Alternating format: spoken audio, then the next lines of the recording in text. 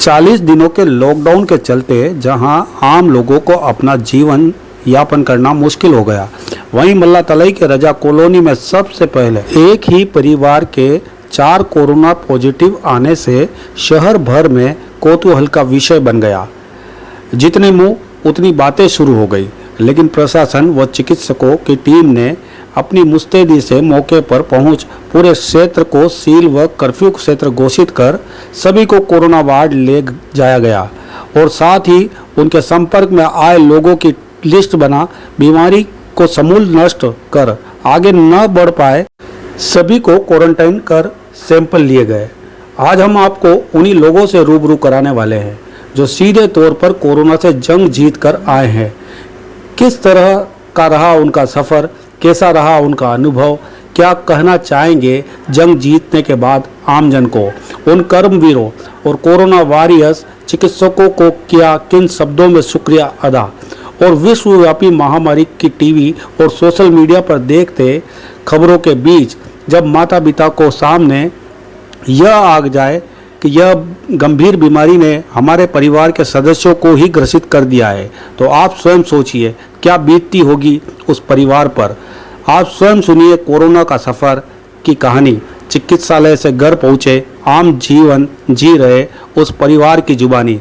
उदयपुर खबर से कपीश भल्ला की रिपोर्ट। मेरा नाम मोहम्मद मोहिब शेख है और मैं जब से यहाँ पे आया हूँ उसके बाद क्वारंटाइन होने के बाद हॉस्पिटल में हुए थे क्वारंटाइन, और उसके बाद हम क्वारंटाइन के बाद जब से आए हैं तो अभी हम अवेयरनेस ही दे रहे हैं और नमाज़ें घर में पढ़ते हैं और अलग अलग कमरे में ही रहते हैं और इफ्तारी भी जैसे अब रोज़े रख रहे हैं और उसके बाद इबादत कर रहे हैं और रोज़ कुछ रूटीन का कुछ काम कर लेते हैं और बाकी वो ऑनलाइन पढ़ाई चलती तो वो करते हैं और उसके बाद बाकी बस रोज़ इफ्तारी भी अलग अलग करते हैं और रूटीन में जो काम रहते हैं।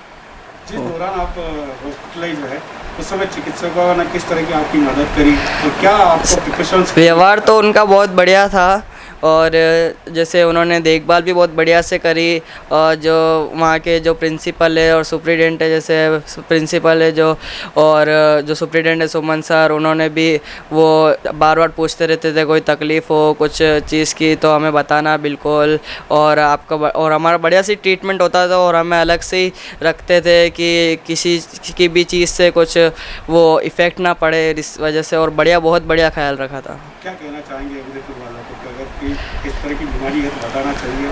हाँ, यही बोलना चाहेंगे कि इस बीमारी से डरना नहीं है और इस बीमारी का डट कर सामना करना है। बस इससे सामना यही कर सकते हैं कि सोशल डिस्टेंस रख के, मास्क लगा के मुंह पे, और उसके बाद अपने हाथ बार बार धोते रहें और उसके बाद सोशल डिस्टेंस में ही रहें। बाहर तो ज़रा कम निकले, घर का कोई भी एक इंसान निकले और वो भी घर में आए वापस तो अपने वापस कपड़े भी उतार के नहा धो के फिर अंदर घर में बैठे, और उसके बाद ज़्यादा बाहर घूमना नहीं चाहिए, सोशल डिस्टेंस में ही रहे और अपना अवेयरनेस रखे और अपनी सेहत का ध्यान रखे। मेरा नाम नोहित शेख है। ये जो सरकार कह रही है सोशल डिस्टेंस करना है और मास्क लगा के रखना है, ये बिल्कुल करना चाहिए और ये भीड़ इकट्ठा ना करें, इससे ज़्यादा से ज़्यादा फैलेगा। ये बिल्कुल टच करके ये ना आपके कोरोना फैल सकता है। और ना जैसे घर में आए तो ना सबसे पहले आप हैंड वॉश करें या अपने है ना कपड़ों को ना अलग रखें, इससे है ना वायरस है ना अपन को इतना अफेक्ट नहीं कर पाएगा और अपने परिवार भी सेफ रहेगा।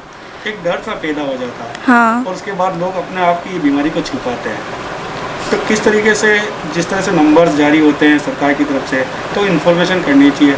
लोग छुप जाते हैं और बीमारी को बढ़ावा देते हैं। ऐसे में किस तरह का आप लोगों को मैसेज करेंगे? छुपाना तो बिल्कुल ही नहीं चाहिए। अगर छुपाएंगे तो और से ज़्यादा इफ़ेक्ट होएगा, तो छुपाना नहीं चाहिए। अगर आपको ज़रा सा भी लग रहा है कि आपको ज़ुकाम है, खांसी है, तो आपको तुरंत ही हॉस्पिटल जाना चाहिए, अपना चेकअप करवाना चाहिए। इससे एक अपन को भी संतुष्टि रहती है कि या चलो अपन नेगेटिव है और पॉजिटिव है ना, अगर पॉजिटिव आए तो ना जल्दी से जल्दी आपका ना इलाज होएगा। अगर आप प्राइमरी स्टेज पे है ना अपना इलाज करवा देंगे तो आप जल्दी से जल्दी ठीक हो जाएंगे। जैसे हम भी प्राइमरी स्टेज पे है ना हॉस्पिटलाइज हुए थे और जल्दी से जल्दी ठीक हो गए थे।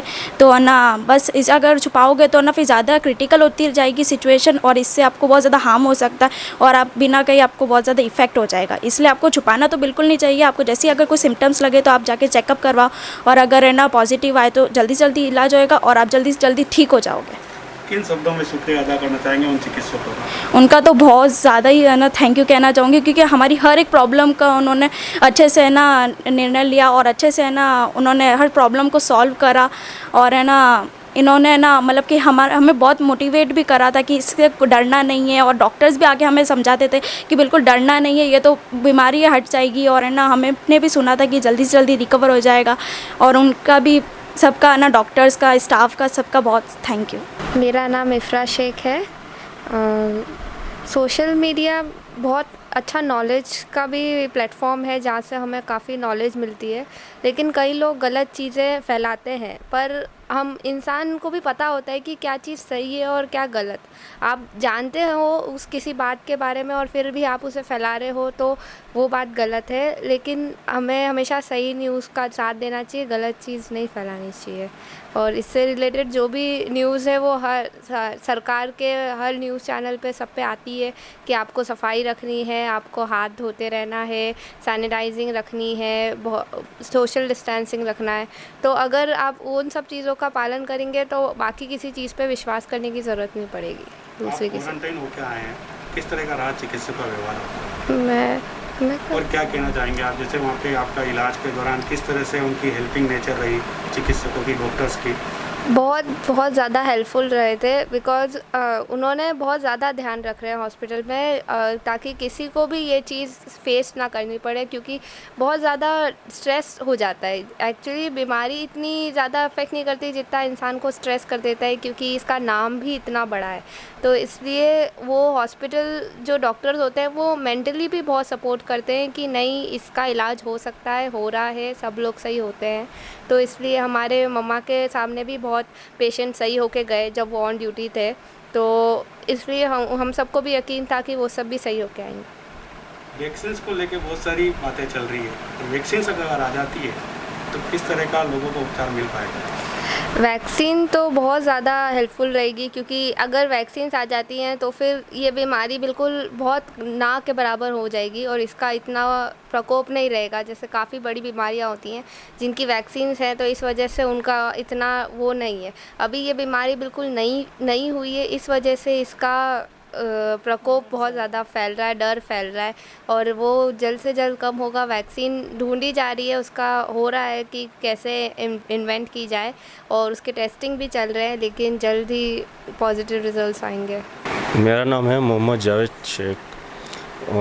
मैं इन बच्चों का वालिद हूँ और मैं ये कहना चाहता हूँ कि जिस बीमारी से ये उभर के आए हैं, 1 महीना ट्रीटमेंट लेके आए हैं और क्वारंटाइन होके आए हैं, मैं आम जन से यही कहना चाहूँगा कि अपने अपने घरों में रहें और इबादत करें और गॉड से प्रार्थना करें कि ये बीमारी जल्दी से जल्दी ख़त्म होए और लोगों को सद्भाव और सुखी आनंद का जीवन प्राप्त मिले। उससे क्या होगा कि और जितने भी अपने समुदाय के लोग हैं उनसे यही कहना चाहूँगा वो घर में रह के इबादत करें और ईद तक ये महामारी को समाप्त करें और उससे सब बेटर रहेगा।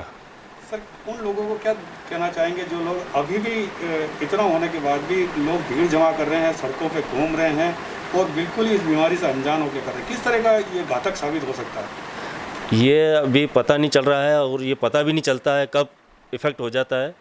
इससे यही सोशल डिस्टेंस बना के रखोगे तो ये बीमारी नहीं लगेगी और ज़्यादा से ज़्यादा एकत्रित एक जगह ना होए और एक एक करके जो भी आप परचेसिंग करते हो, कुछ सामान लेते हो, उससे डिस्टेंस बना के आप ले लीजिए और मार्केट में भी एक साथ आप मत घूमिए।